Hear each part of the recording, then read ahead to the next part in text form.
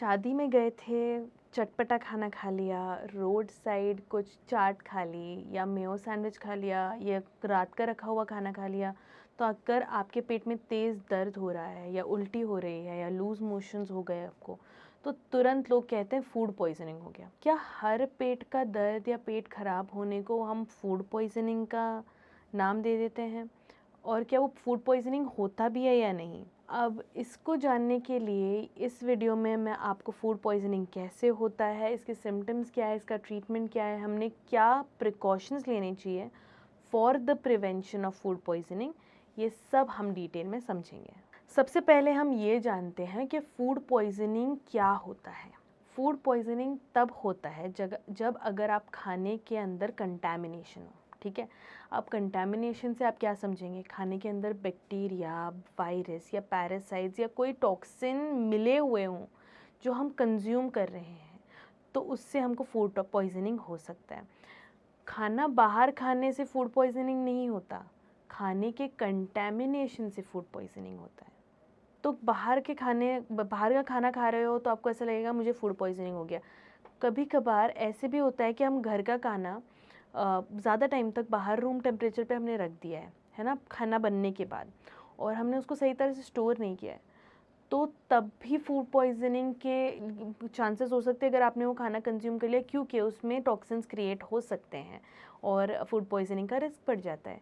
तो सिर्फ बाहर का या घर के खाने से नहीं होता, खाने में अगर कंटैमिनेशन है, बैक्टीरिया, वायरसेस या पैरासाइट्स हैं या कुछ टॉक्सिन्स हैं, तो उससे आपको फूड पॉइज़निंग होगा।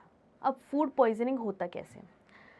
आप समझिए, आपकी मम्मा बार-बार कहती होगी कि रात में दूध फ्रिज में रख दो, दूध फ्रिज में रख दो, दूध फ्रिज में रख कर ही सोना है, बाहर नहीं रखना है।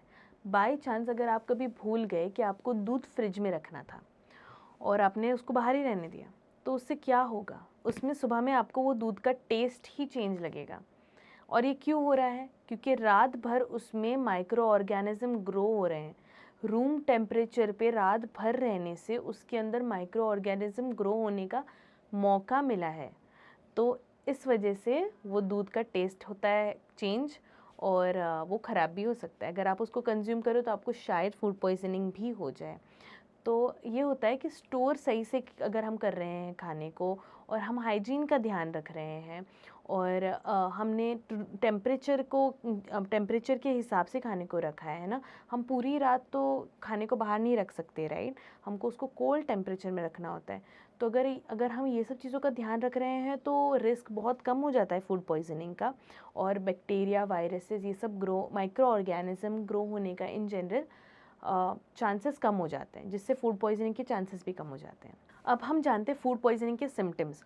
अब सिम्पटम्स अलग, जिस हिसाब से आपको फूड पॉइज़निंग हुआ है, जिस the cause, like the root cause, जिस वजह से हुआ है, उस हिसाब से आपके सिम्पटम्स बहुत डिफ़र कर सकते हैं। बट मैं आपको कॉमन सिम्पटम्स बता देती हूँ। Nausea, vomiting, loose motions, fever, weakness, headache, और चक्कर भी आते हैं कोई कोई लोगों को। तो ये कॉमन सिम्पटम्स हैं। अब पहले तो आपको ये याद रखना है कि ये किस टॉक्सिन की वजह से आपको फूड पॉइज़निंग हो रहा है। अगर आपने दूध बाहर रखा है तो कौन से अगर आपने वो दूध कंज्यूम कर लिया रात भर, जैसे मैंने आपको बताया वो एग्जांपल, कि दूध बाहर आपने अगर रात भर रखा है तो उसका अगर टेस्ट चेंज हो रहा है तो कुछ माइक्रो ऑर्गेनिज्म की ग्रोथ का मौका मिला है उसको, है ना। तो अगर ऐसा कुछ हो रहा है तो वो कौन से माइक्रो ऑर्गेनिज्म को आपने कंज्यूम किया है जिस वजह से आपको फूड पॉइजनिंग हो रही है। कोई केसेस में 1 या 2 दिन बाद भी आपको सिम्टम्स दिखने लगते हैं, या कुछ घंटों में कोई कोई लोगों को सिम्टम्स दिखने लगते हैं। डिपेंड्स आपने कौन सा टॉक्सिन कंज्यूम किया है। अब सबसे बड़ा रिस्क फूड पॉइजनिंग में क्या होता है, सबसे बड़ा खतरा, पेशेंट्स बार बार वॉमिटिंग और लूज़ मोशंस होते हैं, ऐसे सिम्टम्स दिखते हैं फूड पॉइजनिंग में, है ना। तो इससे क्या होता है कि वाटर और सॉल्ट जो है बॉडी का वो कम हो जाता है, जिससे डिहाइड्रेशन सबसे ज़्यादा होता है। तो सबसे बड़ा रिस्क हमारा जो है फूड पॉइजनिंग का, दैट इज़ डिहाइड्रेशन। क्योंकि इलेक्ट्रोलाइट इम्बैलेंस होने की वजह से पेशेंट में इतना वीकनेस आ सकता है। तो इसीलिए सबसे पहला एम हमारा ये होता है कि हम फ्लूइड्स और इलेक्ट्रोलाइट मेंटेन करके रखें बॉडी के। अब हम जानते हैं इसका ट्रीटमेंट क्या है। पहले तो हमको ये समझना है कि हर एक पेशेंट को एंटीबायोटिक की ज़रूरत नहीं होती। अब डिपेंड करता है कि किस वजह से फूड पॉइजनिंग हुआ है, क्या टॉक्सिन की वजह से फूड पॉइजनिंग होगा, फिर उसके बाद हम उसका ट्रीटमेंट डिसाइड करते हैं।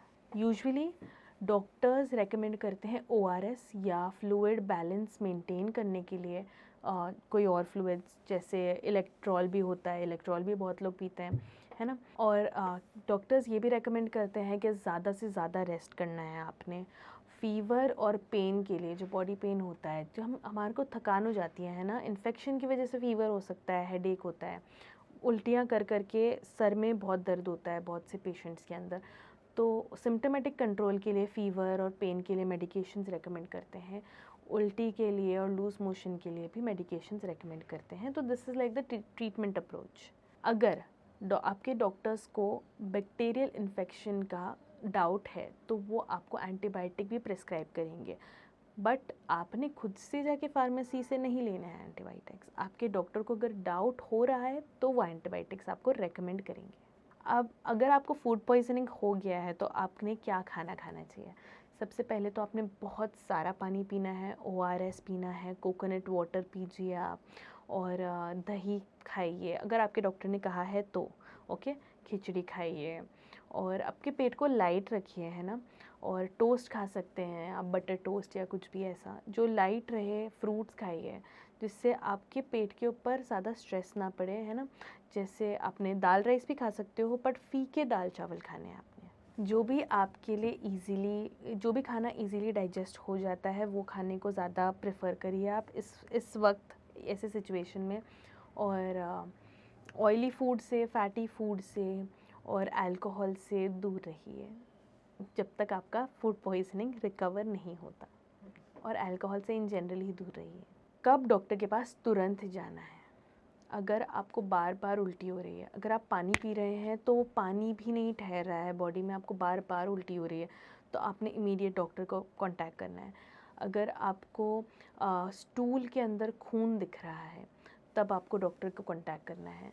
और ऐसे सिचुएशन जैसे आपको इतना वीकनेस आ गया है कि आपको यूरिन कम आ रहा है क्योंकि पानी नहीं है बॉडी के अंदर, डिहाइड्रेशन के साइंस दिख रहे हैं, कन्फ्यूजन हो रहा है, और बहुत सिवियर वीकनेस हो रहा है, तो आपको डॉक्टर के पास तुरंत जाना है। अगर पेशेंट एक छोटा बच्चा है, एल्डरली पेशेंट है या प्रेग्नेंट वुमेन है, ये सब चीज़ों को, ये थोड़े बहुत सिम्टम्स को भी लाइटली लेना नहीं है। ये डायरेक्टली आपने डॉक्टर के पास जाकर कंसल्टेशन करना है। फूड पॉइजनिंग से अब हम बचाव कैसे कर सकते हैं? पहले तो आपको ये समझना है कि रॉ फूड और कुक्ड फूड को अलग रखना है। खाने को अच्छे से, पके हुए खाने को रेफ्रिजरेट कीजिए प्रॉपरली। खाने से पहले हाथ धोइए, खाना बनाने के लिए भी हाथ धो के खाना बनाइए। क्लीन ड्रिंकिंग वाटर पीजिए, कंटामिनेटेड वाटर नहीं पी सकते हैं आप। आपको बहुत बड़ा रिस्क है इससे, और भी वाटर बॉर्न डिजीज़ के लिए, है ना। और आपने ये याद रखना है कि आप खाने को अच्छी तरह से पका रहे हैं, हाइजीन मेंटेन कर रहे हैं इन जनरल। रूम टेम्परेचर के हिसाब से खाना ठंडा हो जाता है तो रेफ्रिजरेट कर लीजिए, खाने को अच्छे से पकाइए, इन जनरल सफाई रखिए, तो आपको फूड पॉइजनिंग होने के चांसेस कम हो जाते हैं इससे। बहुत से लोग ये कहते हैं कि पेट दर्द हो रहा है तो एंटीबायोटिक ले लो।